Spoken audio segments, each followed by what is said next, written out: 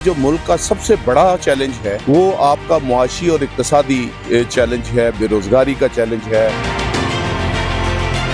डाग सार अभी आउट नहीं है, वो उस टीम के अंदर शामिल होंगे, लेकिन जैसे तनहा माजी में इसहाक डार होते थे, इस मर्तबा वो इस तरह नहीं होंगे।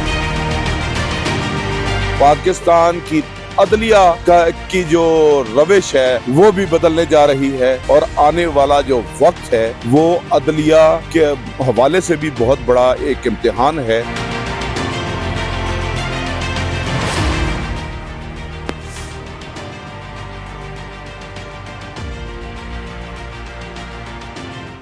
बिस्मिल्लाहिर्रहमानिर्रहीम। अस्सलाम वालेकुम नाज़रीन, मैं हूँ साकिब राठौर। नाज़रीन इकराम, हुकूमत बन चुकी है और अब कुछ अहम फैसले होने जा रहे हैं। इस वक्त इस्लामाबाद में शहर इक़्तिदार की सूरत हाल क्या है, इक़्तिदार किस किस को मिलेगा।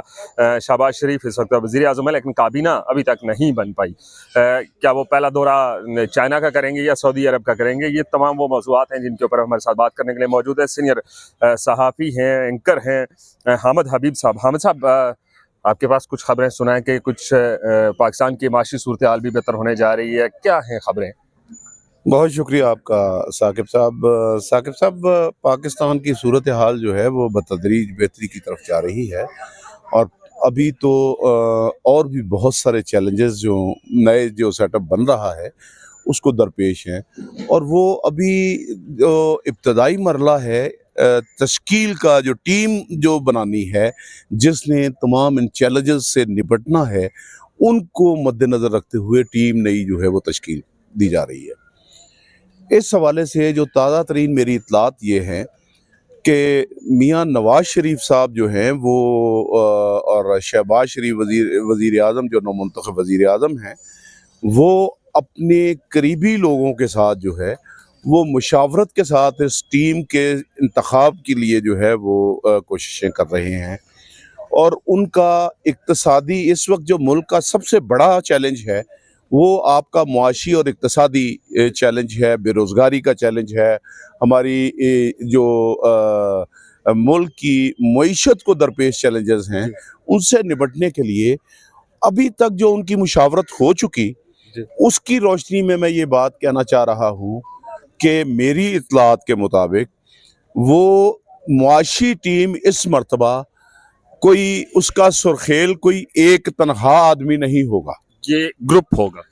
वो उसके लिए जिस तरह बड़ा चैलेंज है उसी तरह एक कॉम्पिटेंट और जो माहिर टीम जो है वो माहिर टीम जो है तश्कील दी जा रही है और इसके हवाले से आइंदा जो 48 घंटे हैं वो बड़े अहम हैं और इस 48 घंटे के अंदर इस टीम के हवाले से जो वो के अंदर आपके पास क्या इत्तलात हैं, कौन लोग आ रहे हैं? इसहाक डार तो नहीं? इसमें इस टीम के अंदर इसहाक डार साहब भी हैं, इसहाक डार साहब भी हैं। जो लोग कुछ ये बहुत सारा मीडिया का सेक्शन जो है वो कह रहे हैं कि इसहाक डार आउट हैं, मेरी इत्तला के मुताबिक इसहाक डार साहब अभी आउट नहीं है, वो उस टीम के अंदर शामिल होंगे, लेकिन जैसे तनहा माजी में इसहाक डार होते थे, इस मर्तबा वो इस तरह नहीं होंगे।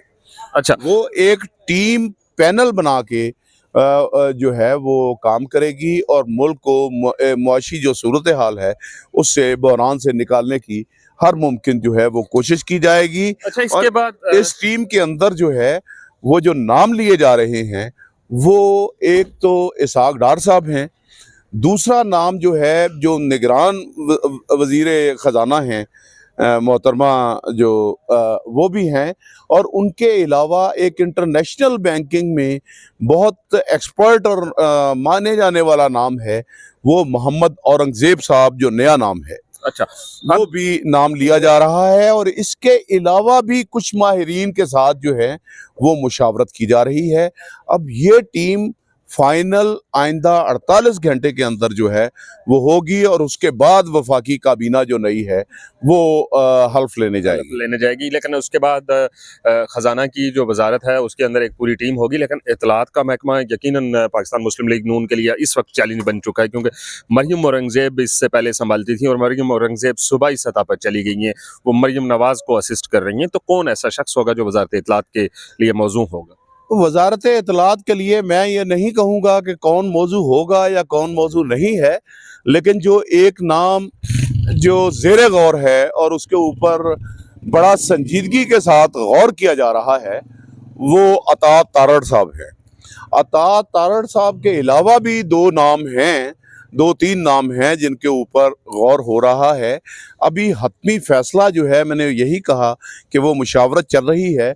आज जो वज़ीर आज़म शहबाज शरीफ साहब हैं, आज रात को वो अपने इत्तेहादियों को एक डिनर दे रहे हैं। उस डिनर के अंदर जो तमाम इत्तेहादी जमातें हैं हुकूमत की, उनकी क़यादत भी आ रही है। उनके साथ वो मुशावरत जो होगी उसकी रोशनी में आइंदा 48 घंटे के दौरान वफाकी काबीना का जो पहला मरहले का जो पहला बैच होगा वो उसको हतमी शक्ल दे के उसकी हल बर्दारी। इत्तेहादियों में से भी वजारतें लेने के ख्वाहिशमंद तो होंगे? ये कुछ मुश्किल सवाल आपने पूछा कि इत्तेहादियों में भी ख्वाहिशमंद वजारतों के ज़रूर हैं, लेकिन अभी पहला मरला जो है उसमें ज़्यादा इम्कान ये है कि पहले मरले के अंदर मुस्लिम लीग नून के वज़रा जो हैं वो हलफ लेंगे, लेकिन एक तजवीज़ ये है कि मुस्लिम लीग नून के साथ जो MQM है उसके वज़रा भी जो आएंगे। इस दफा राना पीपल्स पार्टी जो है वो अगले मरहले में शायद उसमें उसका एडिशन हो। अच्छा, अब हम आते हैं दाखिला की जानब, क्योंकि मुल्क के अंदर सिक्योरिटी की सूरत हाल इंतहाई मतलब गैर मामूली इस वक्त तो हुई भी है। रात को अडियाला जेल के पास से कुछ अफगान दहशत गर्दों को पकड़ा गया, इससे कबल भी कोयटा के अंदर हो या KP में वहाँ पे धमाके भी हुए। वो कलमदान आप क्या समझते हैं कि किसको मिलने जा रहा है? कोई इत्तलात हैं उसके बारे में? देखें, अभी मैं समझता हूँ कि बहुत सारी सूरत हाल बदलनी है, अभी भी बहुत सारी सूरत हाल बदलनी है, जिसको बहुत सारे लोग और मीडिया का जो सेक्शन है उसको नज़रअंदाज कर रहा है। और वो नज़रअंदाज इसलिए मैं कह रहा हूँ कि अभी सेनेट ऑफ पाकिस्तान का जो इलेक्शन होना बाकी है, और सेनेट ऑफ पाकिस्तान के इलेक्शन के अंदर जो शख्सियात बाहर रह गई हैं उनमें से भी बहुत सारी शख्सियात को एंटर किया जा सकता है। कहीं आपका इशारा राना सनाउल्लाह की जानिब तो नहीं है? मैं उन समेत बहुत सारों का इशारा कर रहा हूँ, और वो बहुत सारे दोबारा एंटर हो सकते हैं, और उनमें से जो सूरत हाल तब्दील होगी उसकी रोशनी में साद रफीक साहब हो सकता है उनको किसी जो खाली होने वाले हलके हैं उनमें से किसी पे इलेक्शन लड़वाया जाए। अभी ये जो सारी बातें हैं वो गौर की जा रही हैं, और उसके बाद चेयरमैन सेनेट का जो इंतखाब है वो भी होना बाकी होगा, और उसके ऊपर कौन आएगा वो भी अभी बहुत सारी कशमकश अंदर चल रही है, और इसके लिए बहुत खेल। आखिरी सवाल ये है कि पाकिस्तान बेहतरी की तरफ जाएगा? तवक्को की जानी चाहिए, मेरी दुआ भी है कि पाकिस्तान बेहतरी की तरफ जाए, हालात क्या लेकिन पाकिस्तान को बेहतरी की तरफ लेके जाने के लिए सियासी इस्तेहकाम बड़ा ज़रूरी है, और मनफी तर्ज सियासत इख्तियार करने वालों को भी अब खुदा का खौफ करना चाहिए, सियासी इंतकाम नहीं होना चाहिए, और किसी के साथ ज्यादती भी नहीं होनी चाहिए। इंसाफ के तकाज़ों के मुताबिक अगर किसी ने माजी में या तो सबको माफ़ कर दिया जाए या माफ़ करना है, तो इंसाफ का तराजू बिल्कुल पड़ला बराबर होना चाहिए। इंसाफ के तकाज़े, इंसाफ का तराजू बराबर है। मौजूदा सूरत हाल तो पाकिस्तान में ऐसी नहीं कही जा सकती। पाकिस्तान की तारीख में, पाकिस्तान की अदालती तारीख में जो है वो बड़े तल्ख हक़ाइक़ हैं, बहुत शर्मनाक वाक़यात भी हैं, लेकिन पाकिस्तान की अदलिया के अंदर भी जो तब्दीली रूनुमा हुई है और जो फैसले हो रहे हैं, ख़ास तौर पे काजी फाइज ईसा साहब चीफ जस्टिस की दौरान जो है, अब आप ये देखें जुल्फ़कार अली भुट्टो का जो सदारती रेफरेंस जो साल से ज़ेर इल्तवा में पड़ा था, उसका तारीख़ी फ़ैसला आ गया।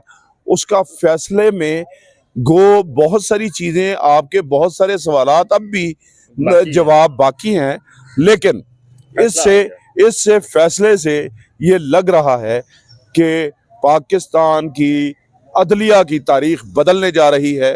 पाकिस्तान की अदलिया की जो रविश है वो भी बदलने जा रही है, और आने वाला जो वक्त है वो अदलिया के हवाले से भी बहुत बड़ा एक इम्तिहान है। अब वो उसको अपनी तारीख को जो अपनी माथे पे लगे हुए जो स्याह दाग हैं वो उनको किस हद तक धो पाती है, वो आने वाला वक्त बताएगा। बहुत शुक्रिया आपके वक्त देने का नाज़रीन। अब काबीना की जो तश्कील है वो एक मुश्किल मरहला है, लेकिन हामिद साहब के मुताबिक अब से आज रात को या अगले 24 घंटे या 48 घंटे के अंदर अंदर ये मरहला भी तय पा जाएगा। अब देखना ये है कि पाकिस्तान माशी सूरत हाल से भी इस दिगरगूं जो सूरत हाल है इससे बाहर निकल सकता है या नहीं। ये आने वाला एक हफ्ता तकरीबन पाकिस्तान की सियासत और पाकिस्तान की जो पॉलिसी है उसके लिए बहुत अहम है। दीजिए इजाज़त, अल्लाह हाफिज़।